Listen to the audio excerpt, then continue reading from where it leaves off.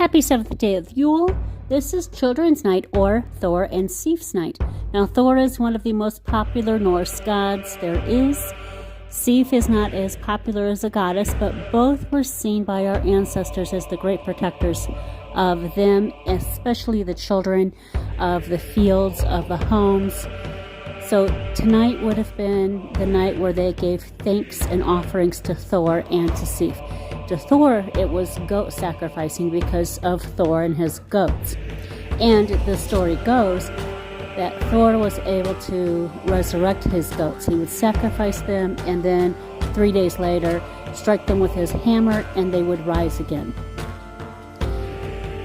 On this night, in modern times, give gifts to children, give thanks to Thor and Sif for protection. This is a good night for children's stories and children's songs and teaching them fun stories about the gods and goddesses. Happy 8th day of Yule. This is Skadi and Ullr's day. Ullr was the god of skiing. If you did not know, the Norse invented skiing some 6,000 years ago. By the time the Viking Age occurred, they were already very proficient at it. It's how they hunted. It's how they got around most of the winter. So most Vikings knew how to ski and they knew how to skate. Skadi was the goddess of the hunt, the goddess of bow hunting, the goddess of revenge. She was believed to be a giantess. She was the goddess that warrior maidens took on.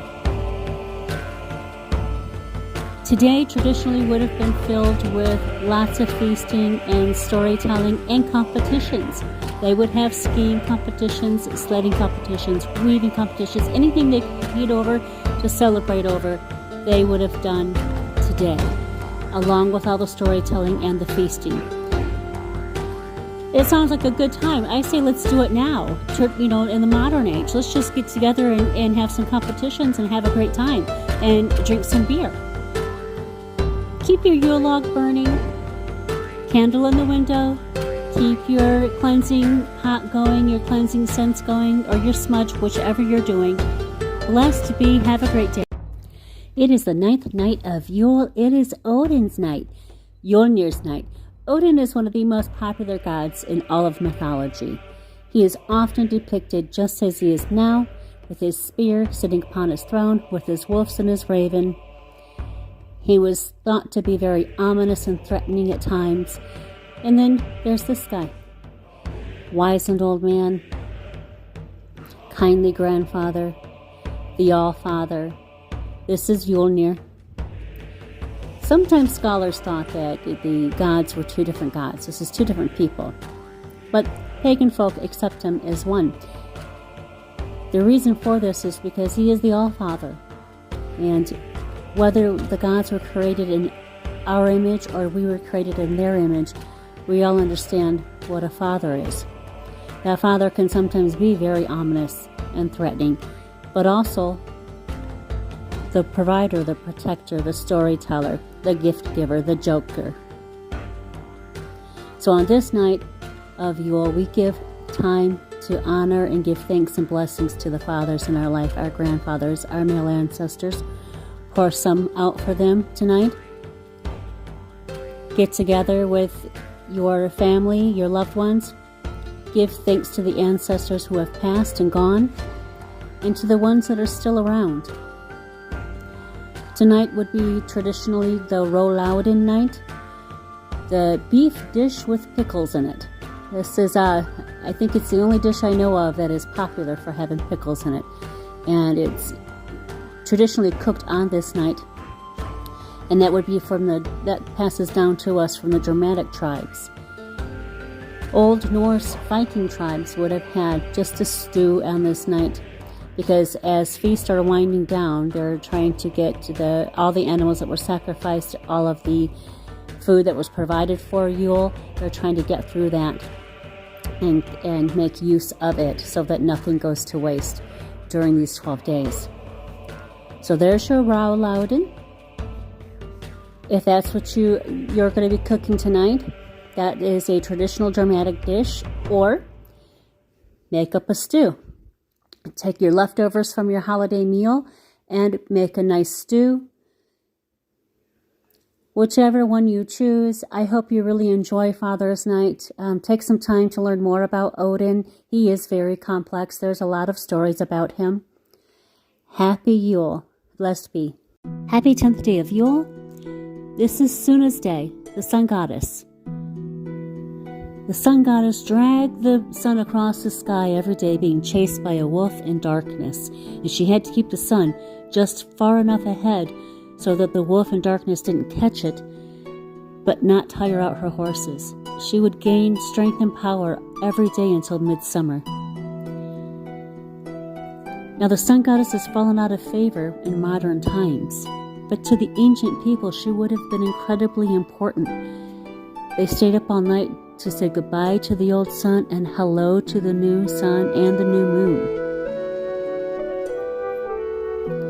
The reason why the sun goddess has fallen out of favor is because our depiction of Vikings comes from the church, the victors. And the victors were the Catholic Church, and they were the ones that were writing down the histories. And so this idea of this berserker, bloodthirsty Viking comes from the church. When in reality, the Northmen, our ancestors, were actually farmers and family people, first and foremost, and that is why the sun goddess was so important to them. So on this day, there isn't much written about how to celebrate this day, but I think on this day of all days, it would be really important to remember that about our ancestry, about the old Vikings, that they were indeed farmers and family people. Blessed be. Happy 12 days of Yule. This is the 11th night. This is the Valkyries' night.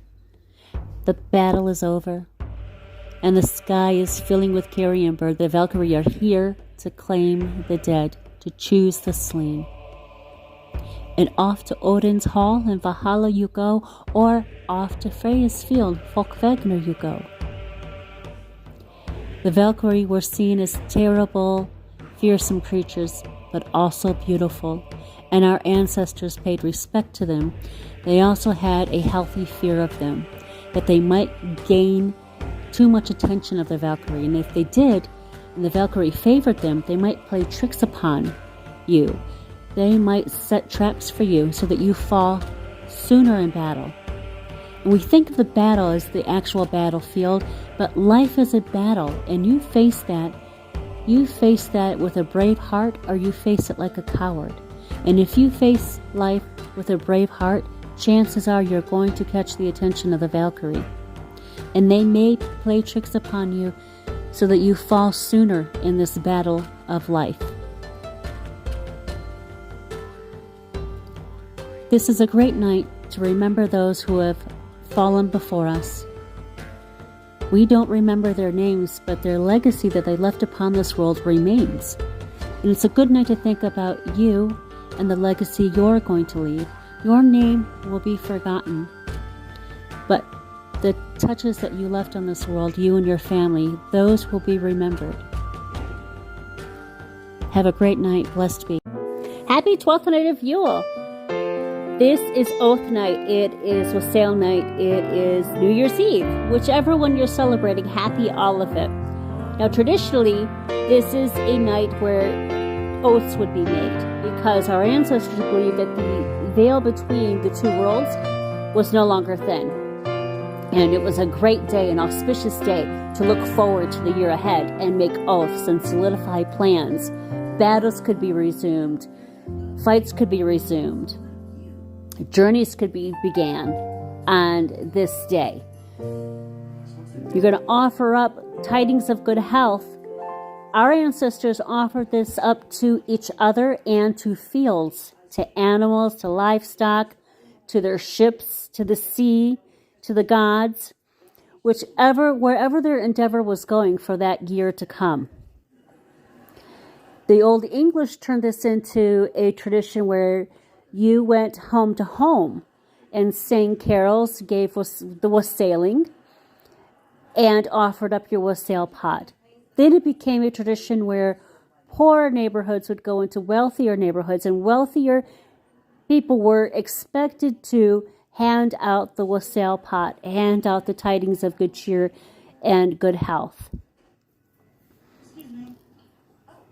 So enjoy your wassail, enjoy your good health drink, pour it out to the fields, to each other, to your neighbors, to the animals, whoever you want to bless at this time of the year. Make some very good oaths. Start your journey, start your new plans. It's all new from here, the old years put to rest.